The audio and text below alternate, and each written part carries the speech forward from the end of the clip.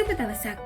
ශ්‍රී ජයවර්ධනපුර විශ්වවිද්‍යාලයේ ව්‍යවහාරික විද්‍යාපීඨයේ විදුලි විද්‍යා සහෝදරත්වය මගින් අධ්‍යාපනික වැඩසටහන් මාලාවක් ලෙස සහෘද යාත්‍රාව දියත් කරනු ලබනවා. එහි සංයුක්ත ගණිතයෙහි තවත් එක් විශේෂ පාඩමක් තමයි ත්‍රිකෝණමිතිය කියන්නේ. මේ පාඩම තවත් පාඩම් කිහිපයකටම වැදගත් වෙනවා. ඒ තමයි සීමා, අවකලනය, අනුකලනය. මේ පාඩමේ වැදගත්කමත් එක්ක අපි දැන් පාඩමට යමු.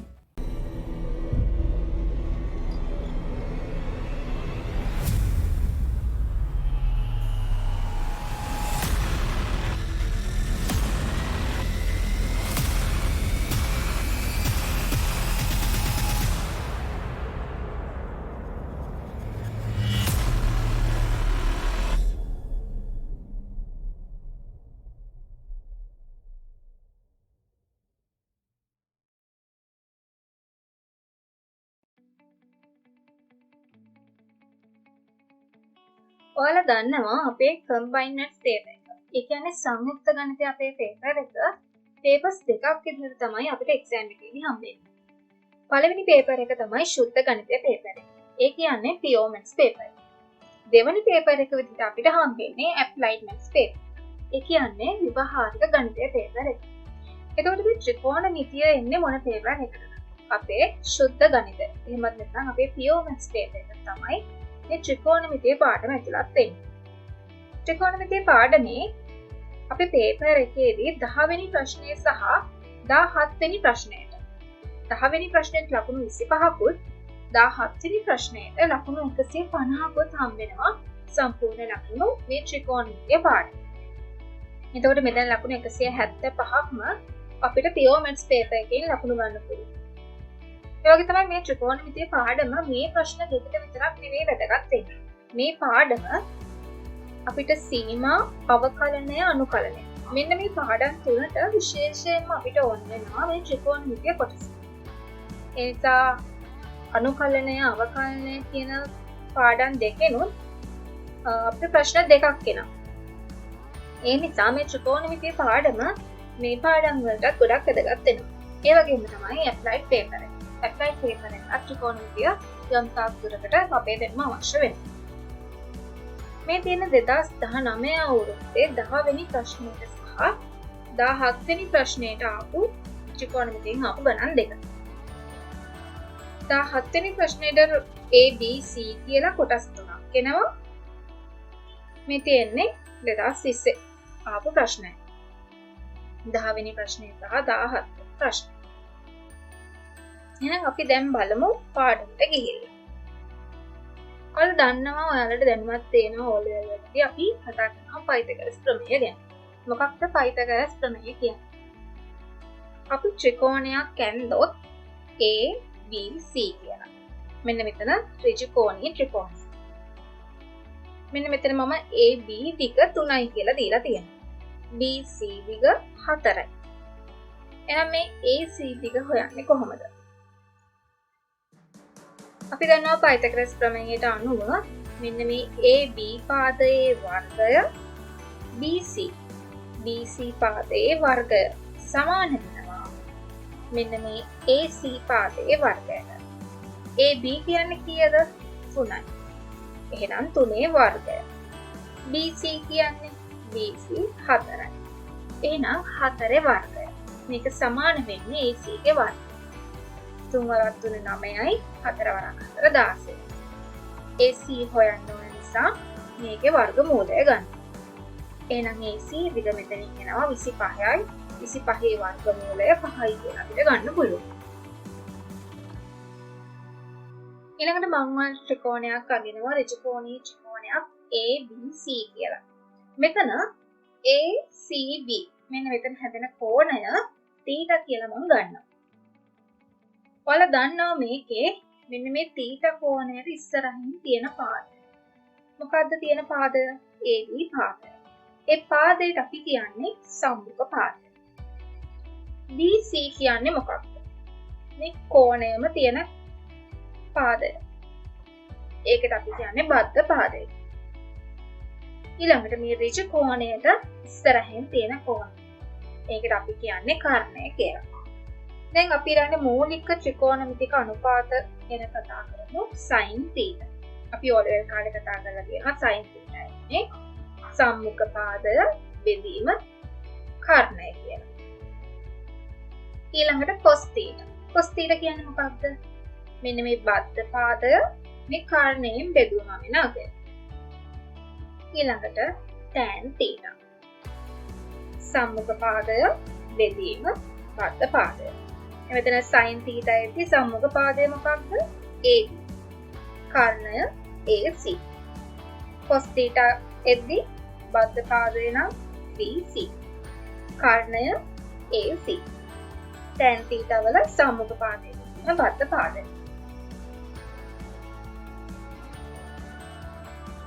ඊළඟට අපි කතා කරමු ලක්ෂයක් කියන්නේ මොකක්ද කියලා. ටිකක් පළලක් හා උසක් නැති පිහිටීමක් ලක්ෂයක් කියලා කියනවා. දැන් මම මෙතන එක ලක්ෂයක් ඇඳලා තියෙනවා මෙතන රතු පාට. මේකට ටිකක්වත් පළලක්වත් උසක්වත් නැහැ. ඊළඟට බලමු සරල රේඛාව. මොකක් හරි ලක්ෂයක්. මෙන්න මේ ලක්ෂය යම් දිශාවකට චලිතය කරනවා. සරල රේඛාවක් ඇතුළේ. මේකට දෙකක් තියෙනවා. හැබැයි පළලක් ඝනකමක් නැහැ. මේ තියෙන්නේ. අන්න මම ලක්ෂයක් ඇඳලා තියෙනවා. මෙන්න මේ ලක්ෂය යම් නිශ්චිත දිශාවකට චලනය කරනවා. මේ ලක්ෂය නිශ්චිත දිශාවකට චලනය කරනවා. එතකොට සරල රේඛාවක් ඇති වෙලා තියෙනවා. මේකට දිගක් තියෙනවා. හැබැයි පළලක් ඝනකමක් නැහැ. ඊළඟ එක තමයි කෝණ. සරල රේඛා දෙකක් යම් ලක්ෂයකදී හමු වීමෙන් කෝණයක් ලැබෙනවා. ඔයාලට පේනවා මම මෙතන සරල රේඛා දෙකක් ඇඳලා තියෙනවා. එකිනෙකට ඡේදනය වෙන විදිහට. මෙතන කෝණයක් හැදිලා තියෙනවා θ. ඒක කෝණ ලැබෙන්නේ සරල රේඛා දෙකක් යම් ලක්ෂයකදී හමු වීමෙන් කෝණයක් ලැබෙනවා. ඊළඟට සාමාන්‍යයෙන් තිරස සමග. දැන් මොකක්ද මෙතන තිරස? මෙන්න මේක තමයි අපි තිරස කියන්නේ. තිරස සමග වාමාවර්ත. මෙන්න මේක තමයි වාමාවර්ත දිශාව. වාමාවර්තව අපි මයින කෝණ ධන කෝණ කියලා තමයි හැඳින්වෙන්නේ. එතකොට තිරසත් එක්ක දක්ෂිනාවර්තව. මෙන්න මේ පැත්තට. හැදෙන කෝණ වලට අපි කියන්නේ ඍණ කෝණ කියලා. දැන් මේ වාමාවර්තයි දක්ෂිනාවර්තයි කියන එක වලට පැටලෙන්න පුළුවන්. දක්ෂිනාවර්තව කියලා අපි ගන්නේ ඔරලෝසු කට කරගෙන පැත්ත. ඔරලෝසු කරගෙන පැත්ත දක්ෂිනාවර්ත දිශාව. අපි ඒක පැත්තට හැදෙන කෝණ වලට කියන්නේ ඍණ කෝණ කියලා. ඊළඟට අපි කතා කරමු කෝණ මයින ඒකක. පළවෙනි එක තමයි අපි දන්නවා පොඩි පන්ති වල ඉඳගෙන කෝණ මයින ඒකකයක් තමයි අංශක. අපිට අංශක වලින් අංශක 180, අංශක 60, අංශක 22, අංශක 32 හමාර, අංශක 7 මේ විදිහට අංශක වලින් ඕනෑම අංශකයක් මනින්න පුළුවන්. අංශක මනින්න ගන්න මොකක්ද? අපි කෝණමානය භාවිතා කරලා අංශක මනිනවා. ඊළඟ ක්‍රමය තමයි රේඩියන. මොකක්ද මේ රේඩියන් කියන්නේ? අපි රේඩියන් කියන ඒකකය නම් මීට කලින් පාවිච්චි කළා නැහැ. හැබැයි අපේ සංයුක්ත ගණිතයේදී එතකොට අපි භෞතික විද්‍යාවේදී ඉදිරියේදී මේ රේඩියන් කියන එක අපිට ගොඩක් වැදගත් වෙනවා.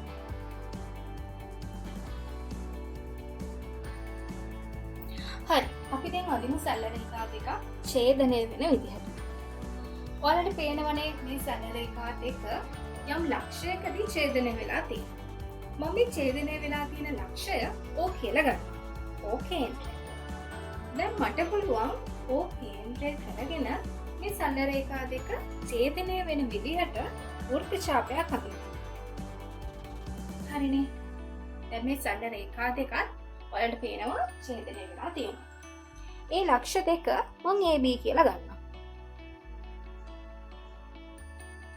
දැන් මේකේ OA කියන්නේ OB කියන්නේ මොකක්ද? වෘත්ත ඡාපයේ අරය. මම අරයට R කියලා ගන්නවා. එතකොට AB කියන්නේ මොකක්ද? අපේ ඡාප දිග. අපි දිගකට මොකක්ද ගන්නෙ? L කියලානේ. හරි. මම ඡාප දිග L කියලා ගන්නවා. එතකොට AOB කියන්නේ මොකක්ද? මේ කේන්ද්‍රික ඛණ්ඩයේ කෝණය. කෝණයට මම θ කියලා ගන්නවා. එතකොට දැන් මොකක්ද රේඩියන් කියන්නේ? රේඩියන් කියන එක මෙන්න මේ විදිහට අර්ථ දක්වලා තියෙනවා. ඡාප දිග යම් අවස්ථාවක එහි අරයෙන් බෙදුවොත් ලැබෙන කෝණයේ අගය රේඩියන් වලින් තමයි ප්‍රකාශ වෙන්නේ. ඡාප දිග අරයෙන් බෙදනවා. හරිනේ. ඒ කියන්නේ θ සමානයි L බෙදීම R. මෙන්න මේකට තමයි අපි රේඩියන් කියන්නේ. යම් අවස්ථාවක ඡාප දිග එහි අරයෙන් බෙදුවොත් මේ වෙලාවේදී මේ කෝණයේ අගය ප්‍රකාශ වෙන්නේ රේඩියන් වලින්. අංශක එකක් කියන්නේ මොකක්ද? ඒක අපි ආයෙ දන්නවා සෙන්ටිමීටර එකක්, කිලෝග්‍රෑම් එකක්. ඔය විදිහට ඒකකවල ඒකක එක කියන එක අපි දන්නවා. එතකොට රේඩියන් එකක් කියන්නේ මොකක්ද? රේඩියන් එකක් කියන්නේ මොකක්ද? θ සමානයි L බෙදීම R කියලා. මේ θ එකක් වෙන්න නම් L බෙදීම R කියන එක එකක් වෙන්න ඕන. මොකක්ද වෙන්න ඕන? L සමානයි R වෙන්න ඕන. මොකක්ද ඒ කියන්නේ? යම් අවස්ථාවක ඡාප දිග එහි අරයටම සමාන වුණොත් ඒ වෙලාවේදී හැදෙන කෝණය රේඩියන් 1යි කියනවා. බලමු අපි ඇඳලා. L වලට R යි, අරය R, කෝණය θ. නාම බලන්න අපි සමීකරණේ θ සමානයි L බෙදීම R. L වෙනුවට අපිට දාන්න පුළුවන් R. R වලට R. එහෙනම් θ සමානයි රේඩියන් 1යි කියලා එනවා. එතකොට දැන් ඔයාලට පැහැදිලි රේඩියන් 1 කියන එක. සරල කෝණයක රේඩියන් අගය. මුල රේඛාවක හැදෙන කෝණය අංශක 180යි කියලා. θ සමානයි අංශක 180යි. මම මේක පළවෙනි සමීකරණය කියලා ගන්නවා. එතකොට මම මේ ඇඳ සරල කෝණයේ අරය R කියලා ගන්නවා. මේ ඡාප දිග මම L කියලා ගන්නවා. වෘත්තයක පරිධිය.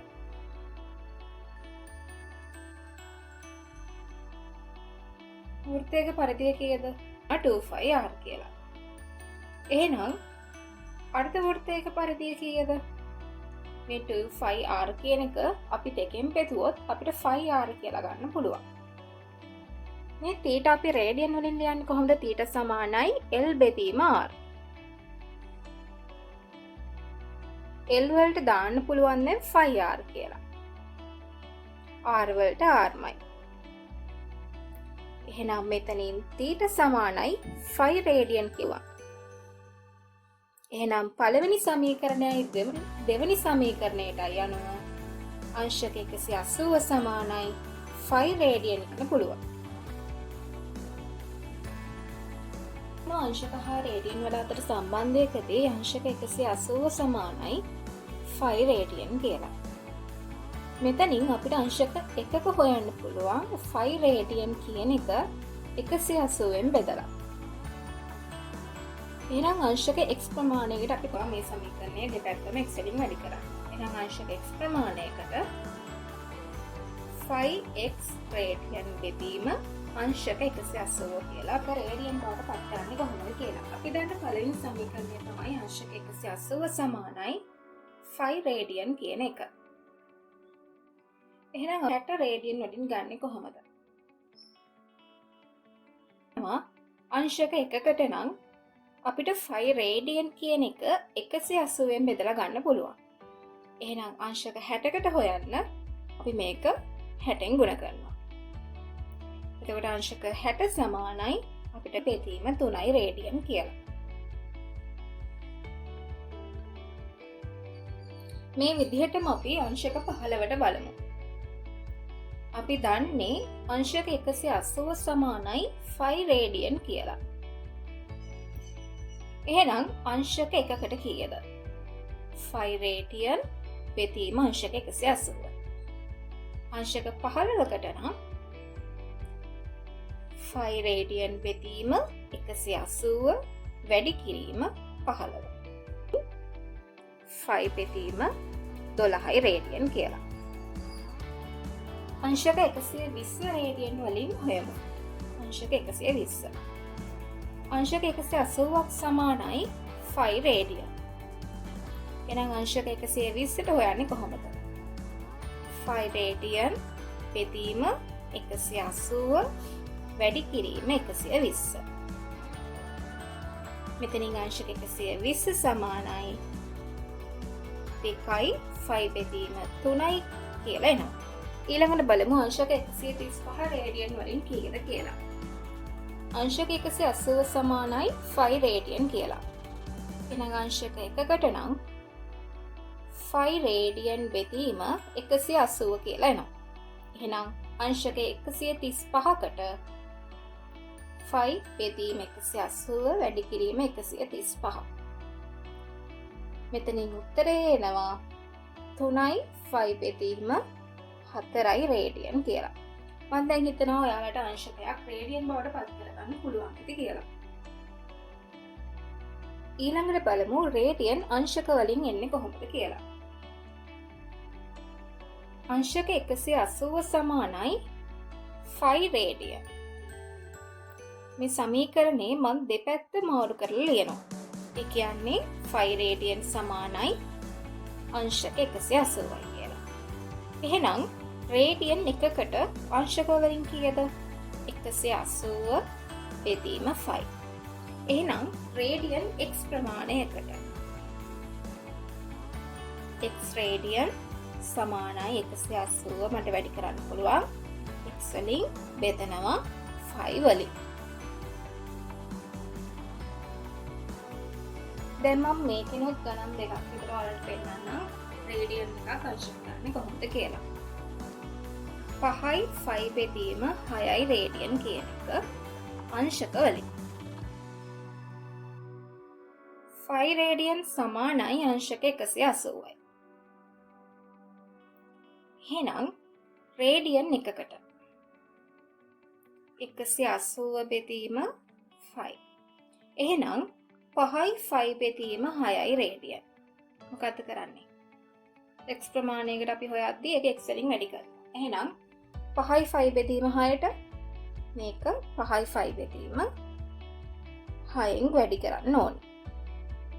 උත්තරේ එනවා මෙතනින් අංශක 150යි. ඒ කියන්නේ 5යි 5 බෙදීම 6යි රේඩියන් සමානයි අංශක 150යි. මේ විදිහටම 5 බෙදීම 30 රේඩියන් 5 බෙදීම 30 අංශක වලින් 5 රේඩියන් සමානයි අංශක 180. රේඩියන් එකකට නම් අංශක 180 5 වලින් බෙදලා. එහෙනම් රේඩියන් 5 බෙදීම 30කට මේ එකකට අපි හොයාගත්ත ගාන 5 බෙදීම 30න් වැඩි කරනවා. උත්තරේ එනවා අංශක වලින් අංශක 6යි. අරය R වන කෝණයේ θ වන කේන්ද්‍රික ඛණ්ඩයක වෘත්ත ඡාප දිග. මම දැන් හොයලා පෙන්නනවා L සමානයි θ R කියලා. මේ θ කියන එක අනිවාර්යෙන්ම අපි ගන්න ඕනේ රේඩියන් වලින්. θ රේඩියන් විය යුතුය. ඒ කියන්නේ මේ θ කියන එක අපිට අංශක වලින් නම් ගන්න බෑ අනිවාර්යෙන්ම. θ කියන එක රේඩියන් වලින් තමයි තියෙන්නේ ඕනේ. එක ගානක් හදලා බලමු අපි මේ කතා කරපු දෙයින් θ කෝණය අංශක 60ක් වෙලා අරය 10 සෙන්ටිමීටර්. රූප සටහනක් මම අඳිනවා. මේකේ කේන්ද්‍රික කෝණය අංශක වලින් අංශක 60යි කියලා දීලා තියෙනවා. අරය 10යි සෙන්ටිමීටර්. මේකේ අහන්නේ ඡාප දිග. L තමයි අහන්නේ. සමීකරණයේදී L සමානයි θ. θ හැබැයි මෙතන දීලා තියෙන්නේ අංශක වලින්. θ එන්න ඕන රේඩියන් වලින්. ඒ නිසා අපි මේ අනිවාර්යෙන්ම අංශක 60 කියන එක රේඩියන් කරගෙන ඉන්න ඕනේ. අංශක 60 රේඩියන් වලින්. අංශක 180 සමානයි 5 රේඩියන් කියලා අපි ඉස්සෙල්ලා කතා කරා. අංශක 1කට නම් 5 රේඩියන් බෙදීම 180.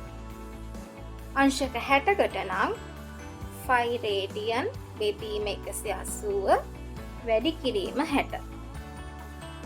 අංශක 60 කියන්නේ 5 බෙදීම 3යි රේඩියන්. ඒ කියන්නේ අංශක 60 සමානයි රේඩියන් වලින් නම් 5 බෙදීම 3යි. දැන් පුළුවන් L සමානයි θr කියන සමීකරණයට ආදේශ කරන්න. θ 5 බෙදීම 3යි. අරය 10යි සෙන්ටිමීටර. එහෙනම් L සමානයි 10යි 5 බෙදීම 3යි.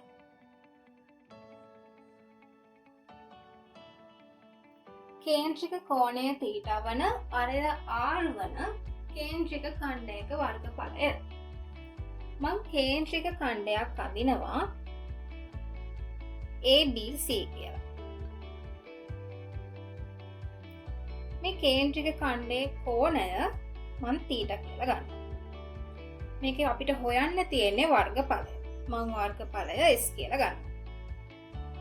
අරය R වන වෘත්තයක වර්ගඵලය කීයද? අරය R වන වෘත්තයක වර්ගඵලය.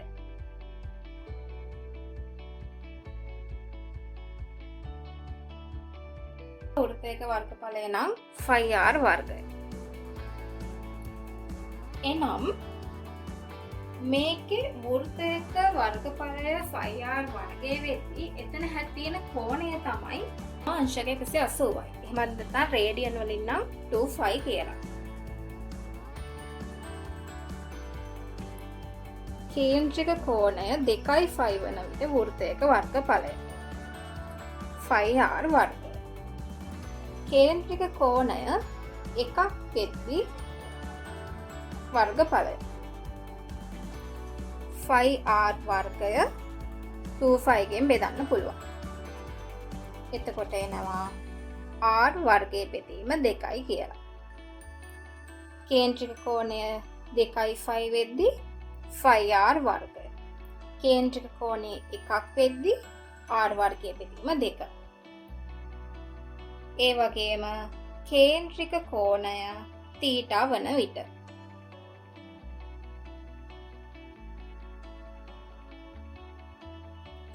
එකක් වෙද්දී R වර්ග බෙදීම 2යි නම් θ වෙද්දී θ R වර්ග බෙදීම 2යි. ඒ කියන්නේ කේන්ද්‍රික කෝණය θ වෙලා අරය R වෙද්දී මේ කේන්ද්‍රික ඛණ්ඩයේ වර්ගඵලය θ R වර්ග බෙදීම 2යි කියලා. ඉස්සෙල්ලා කතා කරා අපි චාප දිග හොයද්දී මේකේ θ අනිවාර්යයෙන්ම රේඩියන් වෙන්න ඕනි කියලා. ඒ විදිහටම අපි වර්ගඵලය හොයද්දී මෙතන මේ θ අනිවාර්යයෙන්ම රේඩියන් වෙන්න ඕනි.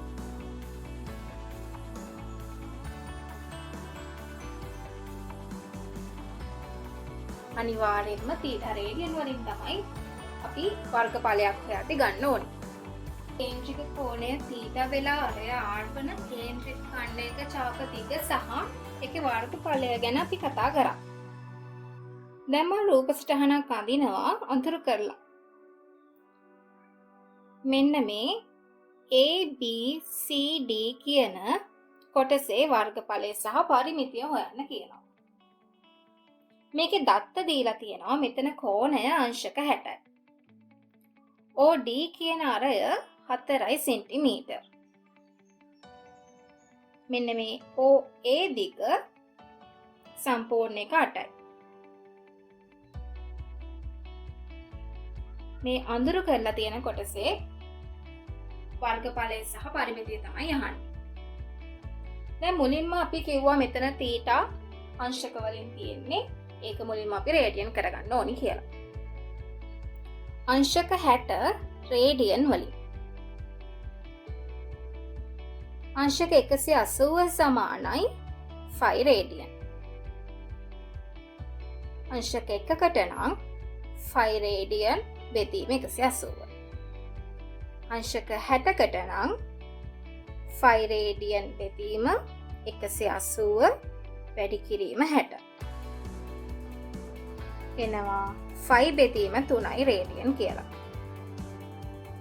ඒ කියන්නේ අංශක 60 සමානයි රේඩියන් නම් 5 බෙදීම 3යි. අංශක 60 සමානයි රේඩියන් වලින් 5 බෙදීම 3යි රේඩියන්. දැන් මෙතන ඡාප දිගවල් ඔයාලට දෙකක් පේනවා AB කියන එකයි CD කියන එකයි. මම මේ AB කියන එක L1 කියලා ගන්නවා CD කියන එක L2 කියලා ගන්නවා. එහෙනම් ඡාප දිග හොයමු අපි L1. L සමානයි θ. දැන් අපි θ කියන එක රේඩියන් වලින් දන්නවා. θ 5 බෙදීම 3යි. අරය L1 වෙද්දි AB වෙද්දි අරය 8යි. එහෙනම් L1 සමානයි 8යි 5 බෙදීම 3යි සෙන්ටිමීටර්. L2 වෙද්දි θ කීයද? θ 5 බෙදීම 3යි. අරය කීයද? අරය 4යි සෙන්ටිමීටර්. එහෙනම් L2 සෙන්ටිමීටර් වලින් එනවා 4යි 5 බෙදීම 3යි කියලා. මේක අහන්නේ ABCD අඳුරු කළ කොටසේ පරිමිතිය තමයි අහන්නේ. අපි L1 L2 දන්නවා. එතකොට මෙන්න මේ AC දිගයි BD දිගයි එකිනෙකට සමානයි. මේ OA දිග 8යි OC දිග 4යි. මේ දිග 8යි මේ දිග 4යි. එහෙනම් AC කියන්නේ 4යි කියලා එනවා. BD කියන්නේ 4යි. එහෙනම් අඳුරු කළ කොටසේ පරිමිතිය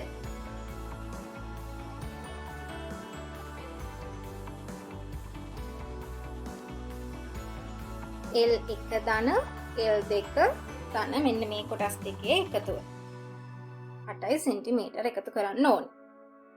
L1 L2 මෙතන AC දිගයි BD දිගයි. L1 ඇවිල්ලා තියෙනවා 8යි 5 බෙදීම 3යි. L2 ඇවිල්ලා තියෙනවා 4යි 5 බෙදීම 3යි. මෙතනින් 8යි. මෙතනින් අපිට උත්තරේ ගන්න පුළුවන් 12යි 5 බෙදීම 3 ධන 8යි සෙන්ටිමීටර්.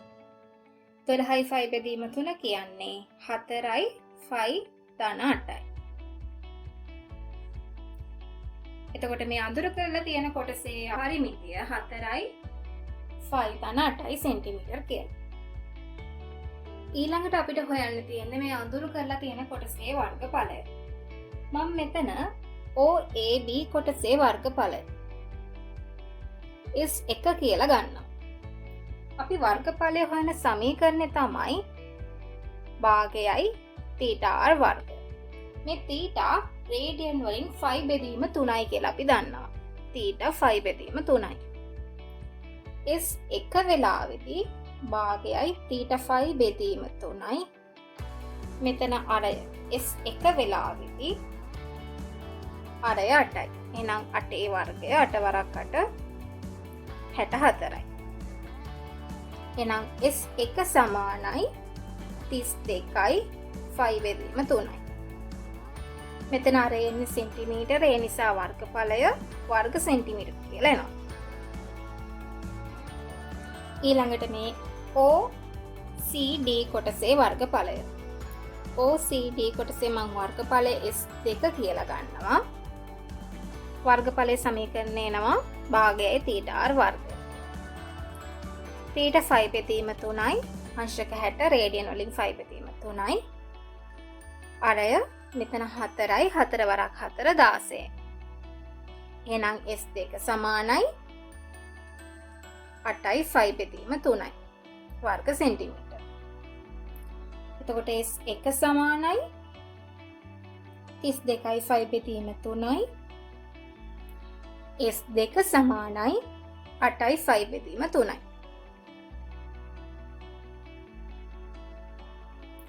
අපි S1 කියලා ගත්තේ AOB කොටස, S2 කියලා ගත්තේ මේ OCD කොටස. එතකොට මේ සම්පූර්ණ කියන්නේ මේ අපි මේ අඳුරු කරලා තියෙන කොටසේ වර්ගඵලය හොයනවා. ඒක අපි S කියලා ගත්තා. S1 ඍණ S2. S1 අපිට ආවා 32යි 5 බෙදීම 3. S2 ආවා 8යි 5 බෙදීම 3. වර්ග සෙන්ටිමීටර වලින්. මෙතන අඩු කරාම උත්තරේ 24යි 5 බෙදීම 3යි. අඳුරු කරලා තියෙන කොටසේ වර්ගඵලය එනවා 8යි 5 කියලා. අපි අද වීඩියෝ එකෙන් කතා කරා විශේෂයෙන්ම රේඩියන් ගැන තමයි කතා කරේ. අංශක රේඩියන් බවට පරිවර්තනය කරන්නේ කොහොමද කියලායි රේඩියන් අංශක බවට පරිවර්තනය කරන්නේ කොහොමද කියලා. ඒ වගේම කේන්ද්‍රික ඛණ්ඩයක වර්ගඵලය සහ එහි පරිමිතිය ගැන චාපදිග ගැන අපි කතා කරා. මම මෙතන ඔයාලට පොඩි අභ්‍යාසයක් දීලා තියෙනවා. මෙතන කෝණය අංශක 15යි, අරය සෙන්ටිමීටර් 6යි. මෙතන මේ අඳුරු කරලා තියෙන කොටසේ වර්ගඵලය සහ මෙන්න මේකේ පරිමිතිය ඔයාලා හොයන්න ඕනේ. ත්‍රිකෝණමිතිය පාඩමේ ත්‍රිකෝණමිතිය මූලිකම දේවල් ටිකක්. අපි ඊළඟ වීඩියෝ එකෙන් කතා කරමු ත්‍රිකෝණමිතියේ මූලික අනුපාත 6 ගැන සහ සාධනයන් කිහිපයක් ගැන.